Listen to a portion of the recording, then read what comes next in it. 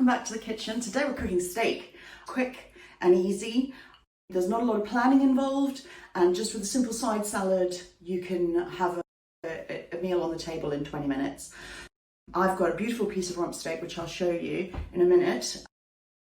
We're going to serve this steak with a red wine reduction sauce.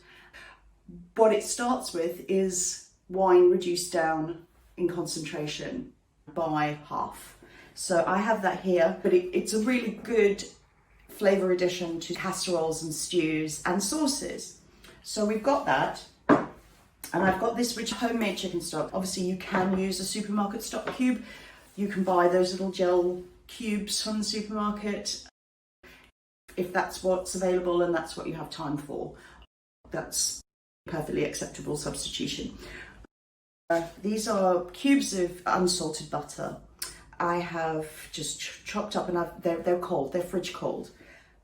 I've got a way to show you how to tell how your steak is cooked, because that's the jeopardy, is that once it's in the pan, once it's on the griddle, there's no going back. So we tend to use this muscle here at the base of your thumb as a very good testing point. It gives you an idea of what that steak should feel like in the pan when you prod it with your finger. That is basically raw, or if you want to go for the French bleu, which really has only been shown the frying pan, but essentially is still raw in the middle. If you want it rare, if you pinch those two fingers together and then you press on the base of your thumb, you'll see there's still a lot of give in there. And when you press the meat and you get that same texture, you've got a rare piece of meat. It's cooked rare. If you want it medium rare, you go to the next finger, pinch the two together, and it gets firmer. So as it cooks, it gets firmer. And so we're going to start with introducing you to the meat. And in this case, as I said, it's rump. The other absolute essential for home cooking steak is to make sure that you rest it. It's exposed to heat. Those proteins just seize up. And that's partly how you get that caramelization and color. It's going to carry on cooking once you take it out of the pan. So you want to take it out a bit earlier than when you think it's ready. So then you let it rest. And what that does is that the juices soak back into the meat. They've been shocked to the outside. They come back in again, and it tenderizes and mellows out that piece of meat so that it's not tough.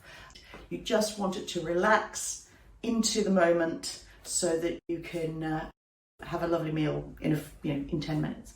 10 minutes gives you plenty of time to finish off your sauce, dress your salad, get all your other little bits and pieces together. So I'm going to turn on the induction and the fan's going to start up. So I really want this to be almost at smoking point. So this is my lovely piece of rump, and you can see that it's got beautiful marbling inside the meat, and it's got a nice strip of fat across the top. So you want to take it out about half an hour before you cook. This is just a light olive oil, which I'm going to pour over, and I'm going to use my fingers to rub it in, and I'm going to turn it over and do the other side as well. I'm going to really salt it for cooking. So I've got quite a rudimentary oil here, but it does the job. I want a relatively coarse grind. I've got some fresh thyme from the garden, which I'm just gonna pop a bit on there. Now, my pan is getting right to the point where, yeah, we're good. And I can see the smoke coming off it as well. So here we go, good sizzle. So quite a thick piece here, it's about an inch on it. You can see that as it's sizzling, there is moisture coming off. That's steam, not smoke. And you can see that the fat is starting to change color as the heat gets to it. So one of the biggest mistakes people make is that they keep pushing it and moving it around the frying pan while it's cooking. That means the heat never gets a chance. So leave it alone. We're going to turn it over. I can smell the thyme. This is smelling so good. I want you to see the beautiful colour on there. I'm going to use my fingertip and I'm going to do this test. So this is the thickest part of the steak, and I'm going to just push my finger in, and if you can see, there's a lot of give there. That is still very rare. There's a really natural gap between these two pieces. So I'm just taking my knife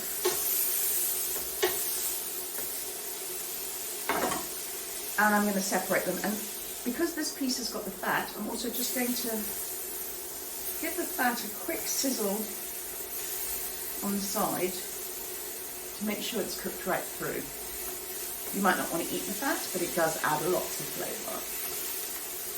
So we'll see we've got good colour on both sides. That is going onto a plate. It's going to chill.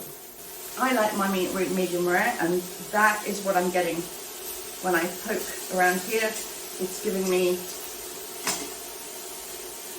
that level of firmness under my thumb. So crack on with our sauce. So I've got my red wine reduction. I'm going to pop that in here. So 200 mils and some stock. Equal quantities of my red wine reduction and my homemade chicken stock.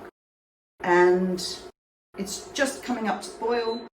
And I'm going to add my knobs of fridge cold butter and use my sauce whisk to combine them to get a lovely silky emulsified sauce. There's acidity in the red wine, and there's fat in the stock, and there's fat in the butter. And together, they're going to create a beautiful partnership. I'm not going to tell you how much butter to use. The more you put in, the better it will taste. The red wine has added a lot of acid. So I'm just adding a bit more butter. I'm going to add some salt and some pepper, and I'm going to have another quick taste. And it needs more stock. I've got some fresh thyme left over from seasoning the meat, so I'm going to pop that in. So I do feel that this is too acidic. So talking about seasoning, we've got salt, we've got pepper, we've got lemon juice. Sugar is another way to do it. Now you can see that as it's been resting, and it's had a good 5 minutes now, some of the juices have come out of the meat, and I am going to tip them into the sauce. You don't want to waste that, that's real goodness. This is the thicker piece. I can see the grain of the meat. So I'm going to cut across that grain.